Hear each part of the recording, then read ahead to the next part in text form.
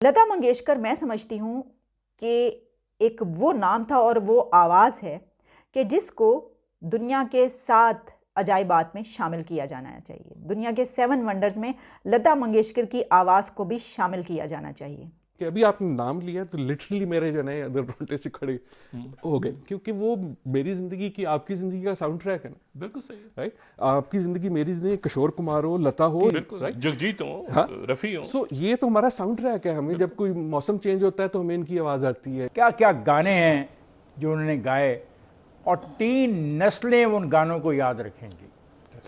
और मुझे उनका एक गाना जो अभी मैं जब उनकी चिता को आग लगाई जा रही थी तो बैकग्राउंड में चल रहा था कि किसी के प्यार लेकर तुम नया जहाँ बसाओगे कि शाम जब भी आएगी तुम हमको याद आओगे।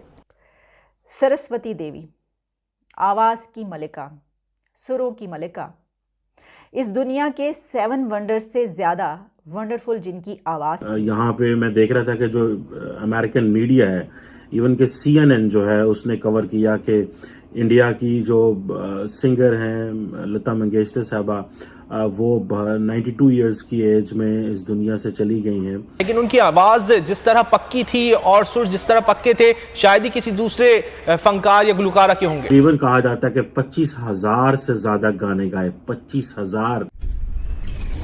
हेलो फ्रेंड्स, जय हिंद। हिंदुस्तान स्पेशल में आपका स्वागत है दोस्तों।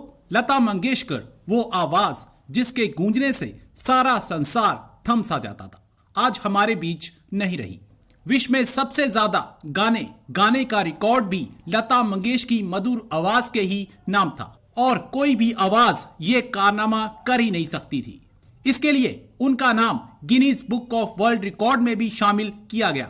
आज पूरी दुनिया इस दिग्गज गायिका को अपनी भावपूर्ण श्रद्धांजलि दे रही है।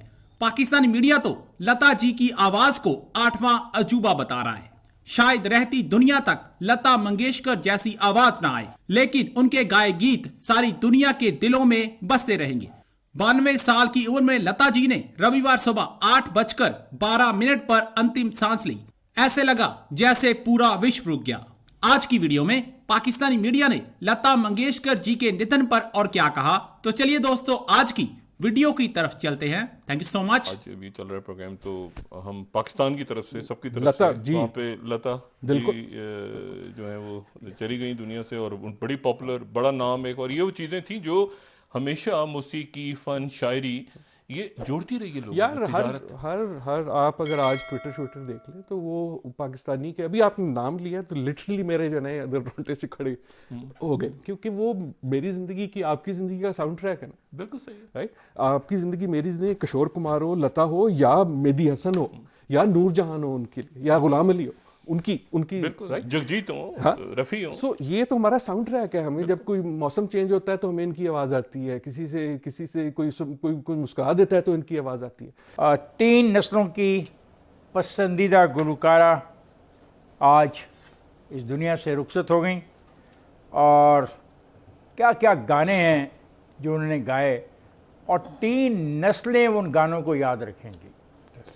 और मुझे उनका एक गाना जो अभी मैं जब उनकी चिता को आग लगाई जा रही थी तो बैकग्राउंड में चल रहा था कि किसी के प्यार लेकर तुम नया जहाँ बसाओगे कि शाम जब भी आएगी तुम हमको याद आओगे।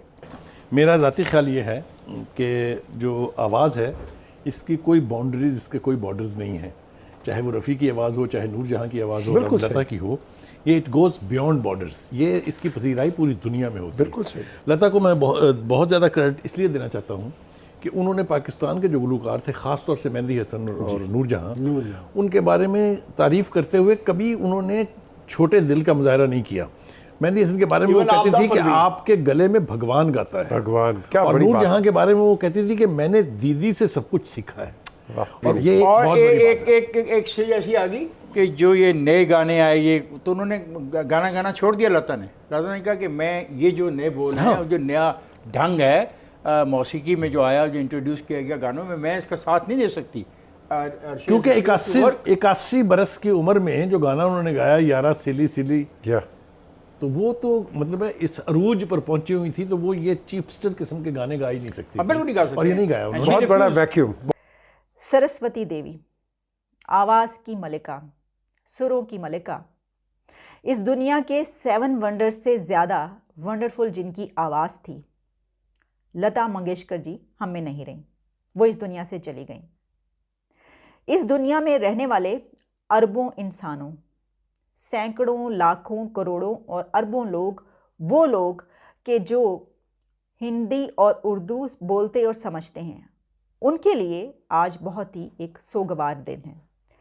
लता मंगेशकर मैं समझती हूँ कि एक वो नाम था और वो आवाज़ है कि जिसको दुनिया के 7 अजाइबात में शामिल किया जाना चाहिए। दुनिया के 7 वंडर्स में लता मंगेशकर की आवाज़ को भी शामिल किया जाना चाहिए। भारत की तरफ से लता मंगेशकर जी को एक भरपूर तरीके से खराज तहसीन पेश किया जा रहा है, ट्रिब्यूट पेश किया गया है। बॉलीवुड की बिग सेलिब्रिटीज़, बड़े बड़े पर्सनालिटीज़ अंतिम संस्कार और जो आखिरी रसूमात थी वहाँ पर पहुँची और उन्होंने भरपूर तरीके से उनको ट्रिब्यूट पेश किया। बल्कि हमने देखा कि भारत के पीएम मोदी ने भी उनको ट्रिब्यूट पेश किया, उनको सलाम पेश किया और उनकी तरफ से भी भरपूर अंदाज से उनको खराज तहसीन पेश किया गया। बल्कि इंडिया का फ्लैग हाफ मास्ट पे रहा और ये उसी वक्त किया जाता है कि जब एक ऐसी पर्सनालिटीज़, एक ऐसा नाम, एक ऐसा फिगर चला जाए जिसका कोई सानी ना हो, तो परचम सरनेगू रहा इंडिया का। लता मंगेशकर सिर्फ भारत की, इंडिया की, पाकिस्तान की, सब कॉन्टिनेंट या इस रीजन की ही फनकारा नहीं थी, बल्कि पूरी दुनिया में, जैसा मैंने कहा कि उर्दू और हिंदी बोलने वालों की वो मनपसंद आवाज़ थी। एक ऐसी आवाज़ जो मैं समझती हूँ कि आइंदा चंद सेंचुरीज तक ऐसी आवाज़ नहीं आने की। ऐसी आवाज़ अगली चंद सदियों तक मुझे नहीं लगता कि दोबारा पैदा होगी। मैं यहाँ अमेरिका में हूँ और यहाँ पे मैं देख रहा था कि जो अमेरिकन मीडिया है, इवन के CNN जो है उसने कवर किया कि इंडिया की जो सिंगर हैं लता मंगेशकर साहबा, वो 92 इयर्स की एज में इस दुनिया से चली गई हैं। और इसके अलावा एसोसिएटेड प्रेस में देख रहा था, मैं BBC को देख रहा था कि beloved Indian singer dies at 92। मेरा तो अपना वैसे ज़ाती ख्याल ये है कि लता साहिबा जो कि जिनकी उम्र 92 इयर्स थी, उन्होंने अब आप देख लें कि तकरीबन कहा जाता है कि 25,000 से ज़्यादा गाने गाए, 25,000 से ज़्यादा गाने गाए और बड़ी जल्दी छोटी उम्र में जो है वो उन्होंने गाना शुरू कर दिया। और इंडियन गवर्नमेंट जो है वो उनको, जारी बात है, उनकी सर्विसेज जो है वो उसका तो कोई जवाब ही नहीं है, क्योंकि देखें कि उन्होंने कहा जी कि जो इंडियन फ्लैग है वो हाफ मास्ट पे जो है वो करेगा और रहेगा, और 2 दिन की जो है वो नेशनली पूरी मुल्क जो है वो गम सोग में रहेगा। ये बॉलीवुड के लिए बहुत बड़ा दचका है और मैं तो कहता हूँ साउथ एशिया के लिए, इंटरनेशनली पूरी दुनिया के लिए ये बहुत बड़ा दचका है।